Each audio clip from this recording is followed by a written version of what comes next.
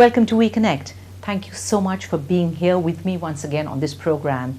And right here with us on this program is my very special guest, Brandon Bays. I'm not going to tell you too much about her because I really think that I would like to keep some of it secret, and let's talk with her, see where she's coming from. She's an internationally acclaimed author, and one of the very special things about her is that she has very successfully dealt with something called self-healing. I'm going to find out all about that. You don't go anywhere, stay right here with us. Thank you so much, Brandon, for being here with us. Now, let me start at the beginning, okay?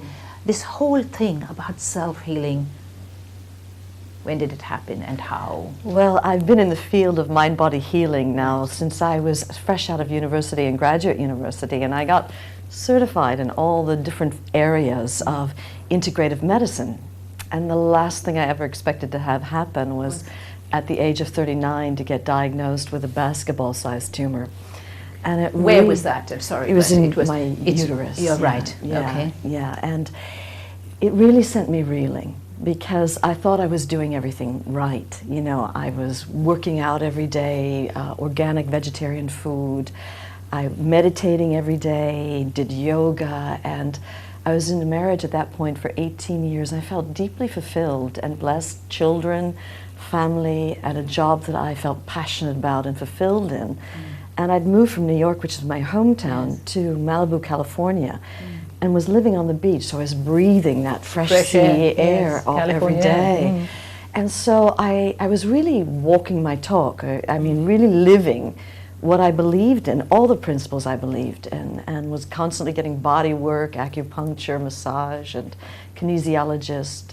And the last thing I ever expected to have happen was to develop this life-threatening tumor, and it really catapulted me on what turned out to be a radical and profound healing journey.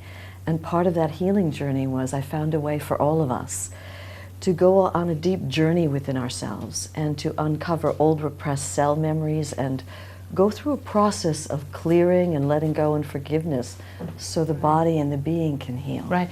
But how do you go into this process? I mean, you know, explain it to me, uninitiated as I am, please. Tell me. Well, what happened for me is once I got the diagnosis, and the doctor basically told me I needed to get in the hospital that day because I was bleeding internally, and to have this tumor removed. And I begged her if she would give me some time.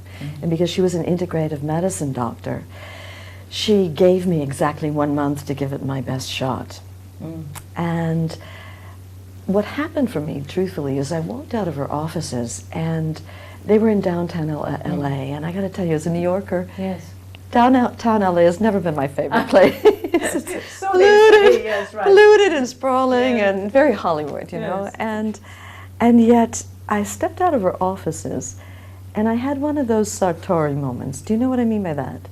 Explain. Well, what I meant is that I stepped out, and I had my best girlfriend with me because I was terrified. I'd gotten very terrifying news, and my heart was just pounding to me. My mind was going a million miles a minute. And I stepped outside, and in front of me, there was a mimosa tree. And I hadn't even noticed this mimosa tree going in. And yet when I looked at this mimosa tree with the beautiful golden flowers, I just had one of those timeless moments where I got completely arrested by its beauty. And my racing thinking mind started to slow down. And my heart started to calm. And out of nowhere, waves of gratitude came. And gratitude just for being allowed to see, alive, to be able to see this beautiful color yellow, to smell the fragrance that I hadn't noticed coming into her offices. And my mind just fell into the background, and out of nowhere there came this gut instinct that somehow I would be guided to heal. And I was so grateful at that time for the work of Dr. Deepak Chopra. And at that time, in the United States, in the early 1990s, this was in 1992, he was not the guru he's become today. I know, he's right here in India, you know. I do know that. He's been on NDTV that's right, just last night, I think. Yes, that's right. Yes, and Dr. Deepak Chopra was such an influence on me because he was doing a lot of research at that point in 1992 in the Yes. field of cellular healing. And what we know about the cells is that they all replicate at varying speeds. So for instance, if you've ever had a suntan, you'll notice that it fades after about 3 weeks, and that's because the old cells slough off and they're replaced by new ones. The same is true for the stomach lining. You have an all-new stomach lining in only 3 days' time. Amazing, you know. Yeah, yeah. And liver cells replace themselves in 6 weeks' time. And the one that just blows my mind are the eye cells, because, I mean, you feel your eye and it feels so solid. Yes. But do you know that in less than 48 hours, in less than 2 days, you will have an all-new eyeball? Yeah, it's just inconceivable for the mind to think of this. Right. As a matter of fact, there won't be a single molecule in your body a year from now that was here today. You're literally all new. But Chopra asked a question no one was asking at that time. He said, well, if that's true, if the cells are constantly replicating, why is it that when you look at a liver that's riddled with cancer in January, why would it be riddled with cancer in June? It's a good question to ask. Point of fact, yes.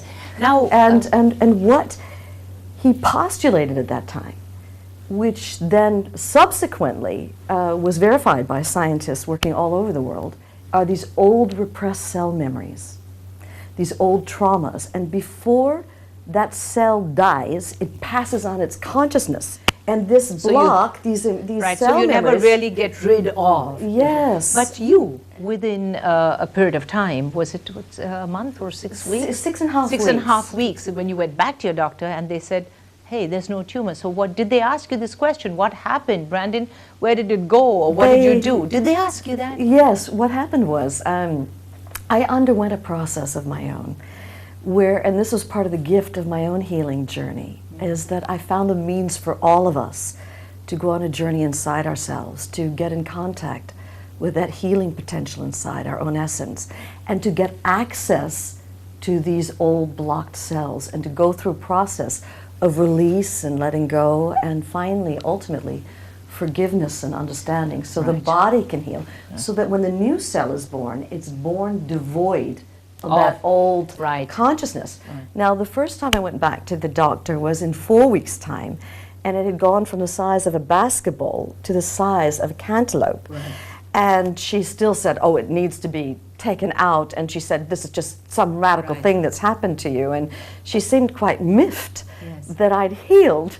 And then it was 6.5 weeks after I first began my healing journey that I went to Cedars-Sinai Hospital, a very famous hospital. Right, of course, yes, absolutely. In the United States. Right. And they took the pictures of my uterus, and they saw the pictures where it was there and there wasn't there. It wasn't there. Brandon, I'm going to ask you to hold on. When I come back, I'm going to ask you very specifically of what this journey that you're talking about actually means.